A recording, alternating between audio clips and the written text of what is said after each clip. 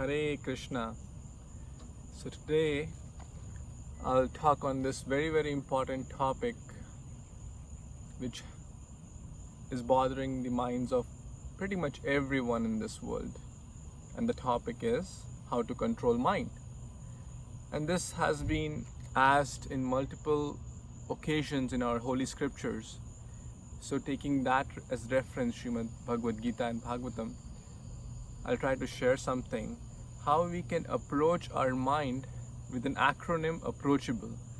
It's a 12 alphabet word which will help us to take some key lessons from the scriptures so we can try to control this uncontrollable mind, or which is very difficult to control.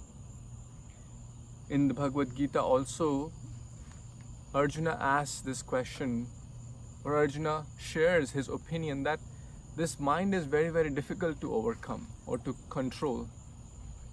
And why do we need to control?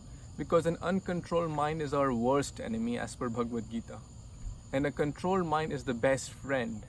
So it's a choice whether we want to keep our mind controlled by engaging in this, by approaching with this 12 alphabet acronym called approachable, or we want to be in the company of the worst friend, that's uncontrolled mind. So let's try to see what is this acronym approachable step by step. So the first alphabet, that's A, stands for association. So association has a very deep impact on our character, on our consciousness. One is known by the company one keeps. If we keep in the association of drunkards, we will become a drunkard. If we keep in the association of drug addicts, surely we'll become a drug addict. So association has a very deep impact.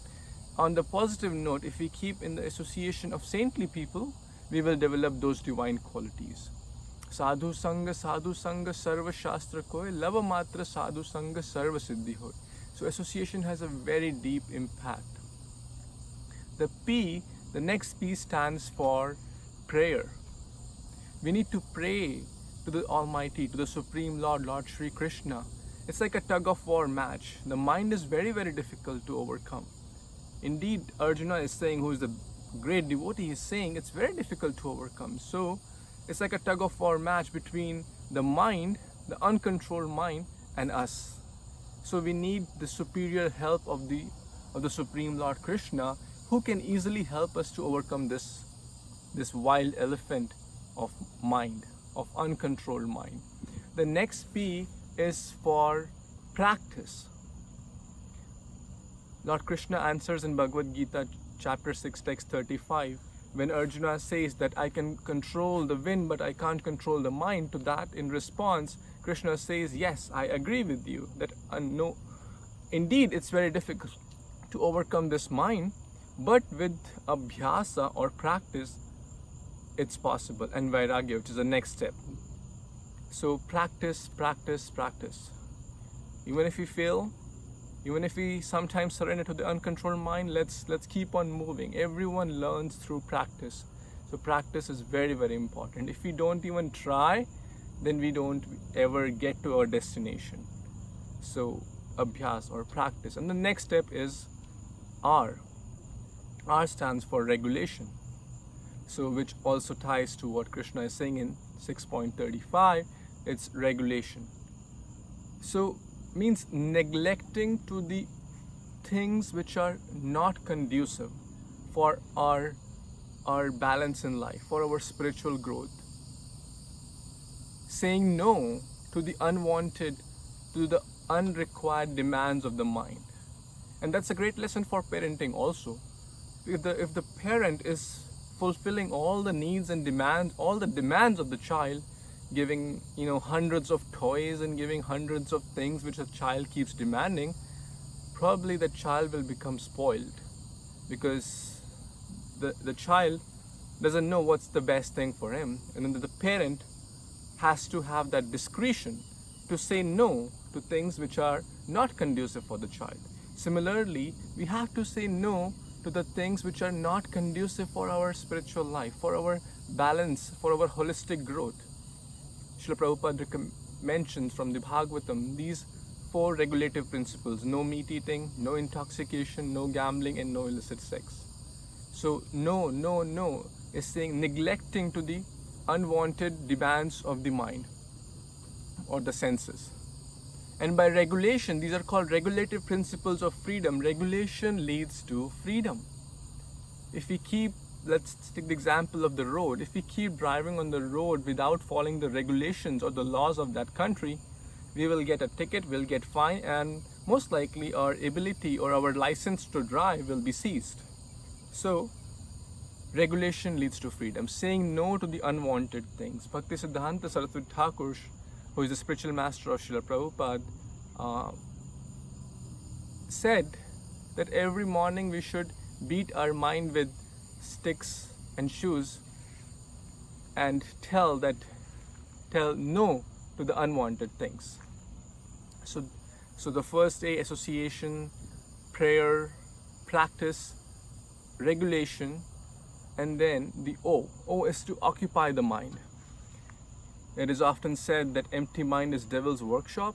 So we need to occupy the mind with the right thoughts, with the right things which are conducive for the spiritual life. If we let it be empty, if we don't plan our day nicely, then the day will plan us.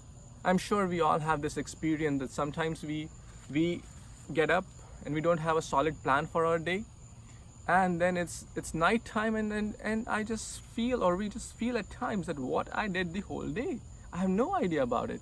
Why? Because there was no plan. So if we don't make a plan for our day, then the day will plan us.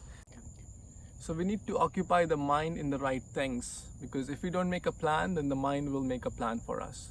We need to occupy in the things which are conducive for our growth in a holistic way, and primarily spiritual growth. So even in Bhagavad Gita, Krishna says that even one of these senses, even if we don't occupy the mind, then the mind it's like a monster, and it will eat us. So we need to engage the mind in the right things. After O comes again A. And this A stands for ahar, or diet. The food has a very great impact on our consciousness, on our body. Ahara shuddhi, sattva shuddhi. We are what we eat. So we need to carefully choose what kind of food we eat. Is it in the mode of goodness? Are the ingredients chosen carefully? So we have to refrain from certain foods which are not conducive for our material bodily health, and even at a large scale, at a broader scale, our consciousness. So we need to choose our food very wisely. And in Krishna consciousness, we call it Krishna Prasad. So taking the food which is in the mode of goodness with good ingredients, which is offered to the Lord, and it becomes the mercy of the Lord, called Prasad. And that really helps to control the mind and the senses. After A comes C, chanting.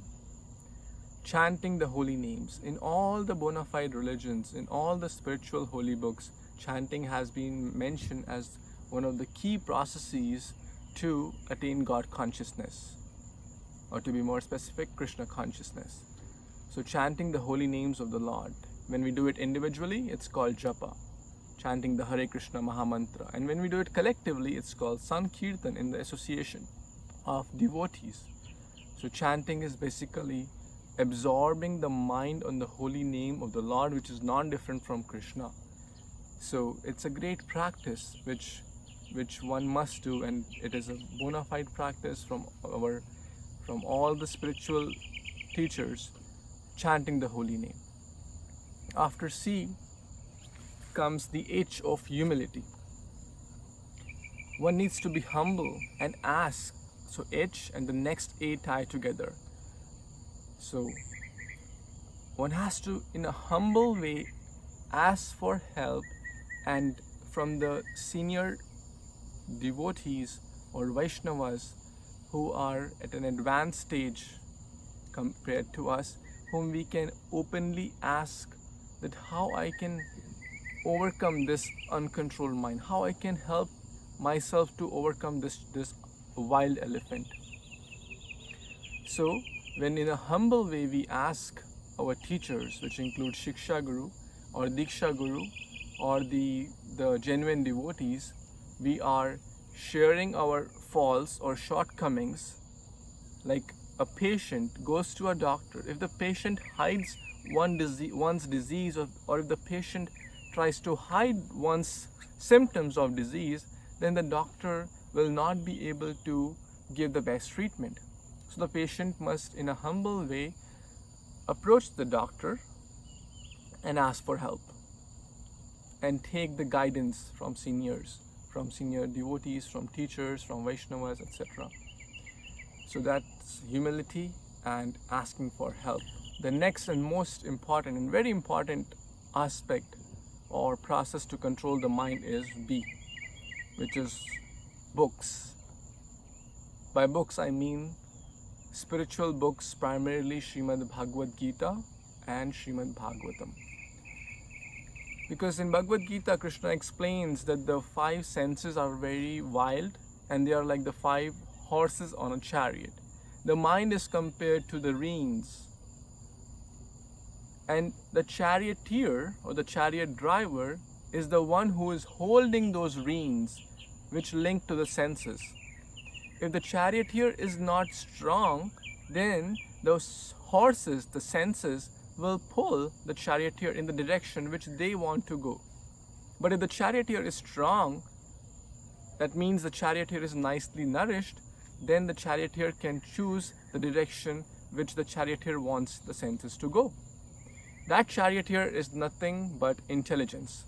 So we need to nourish our intelligence regularly through scriptures. Nityam Bhagavata Sevaya. Regular reading of the holy books, Bhagavad Gita and Bhagavatam, is very, very important to nourish the intelligence, because if we don't nourish, then we are nourishing the intelligence with the materialistic things. His Holiness Radhanath Swami Maharaj explains that there are 2 types of dogs in every individual. One is the bad dog, which means uncontrolled mind, and one is the good dog, which means controlled mind, which is nourished with good intelligence, which is the best friend. So, who will win? The answer is very simple.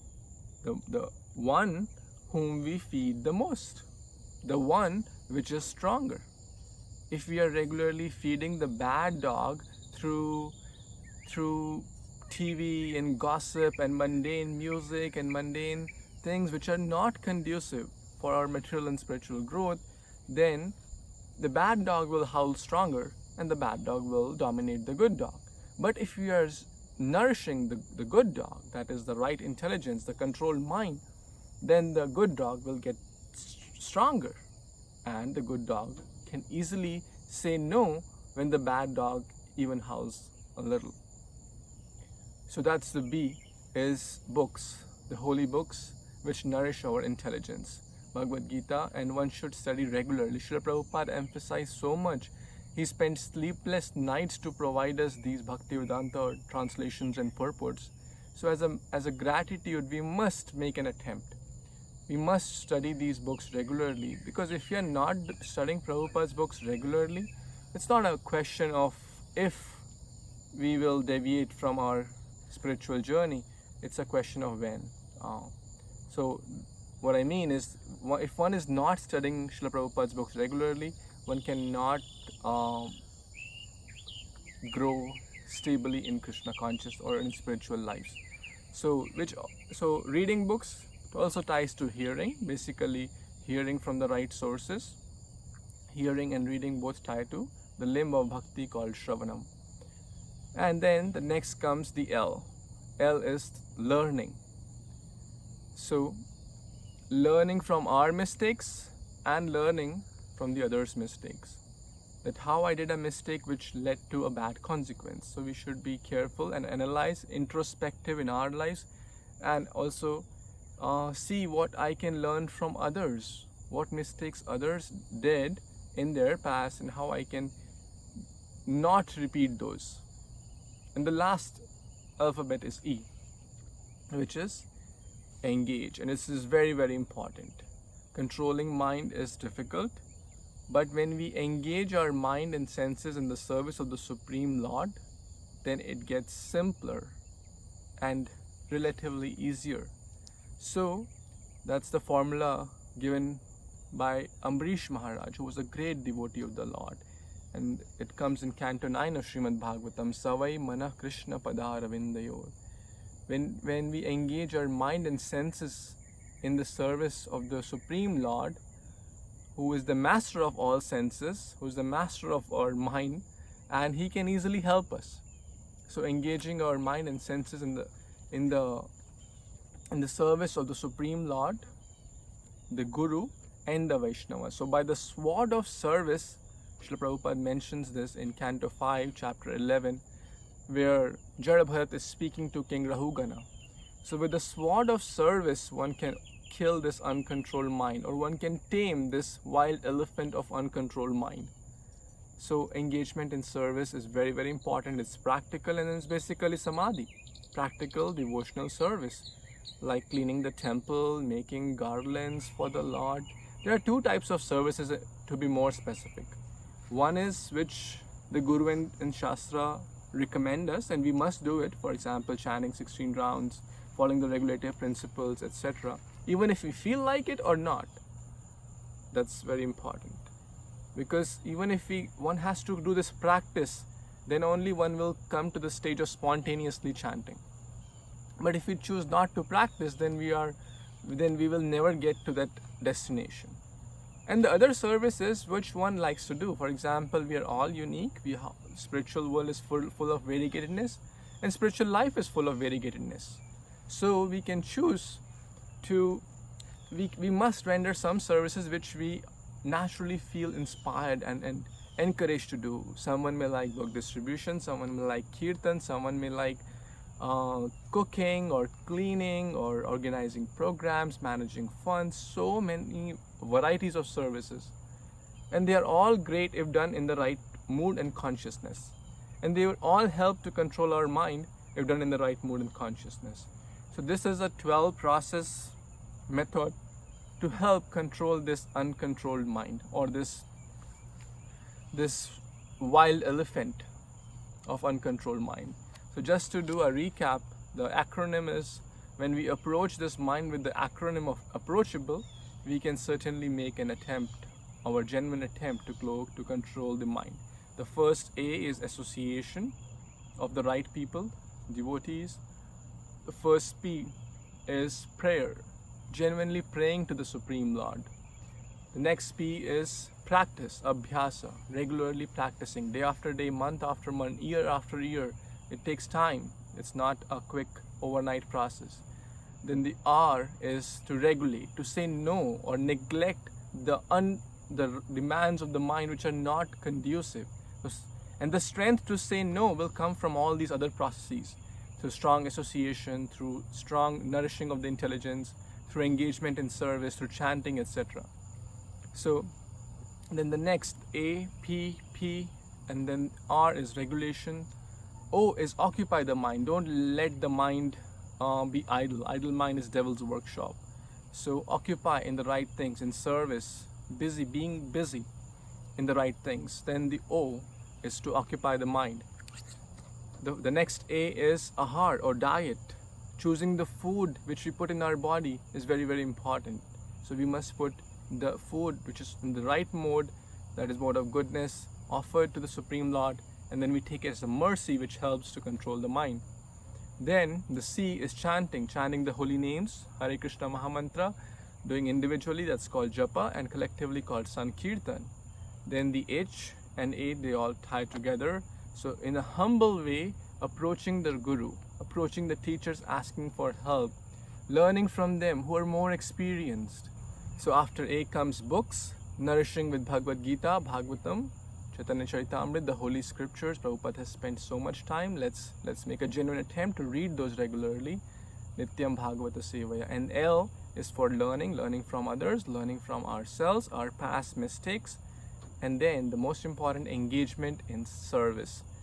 By the sword of service, through Guru and Gauranga, we can help to overcome this enemy or the uncontrolled mind. Thank you so much. Hare Krishna.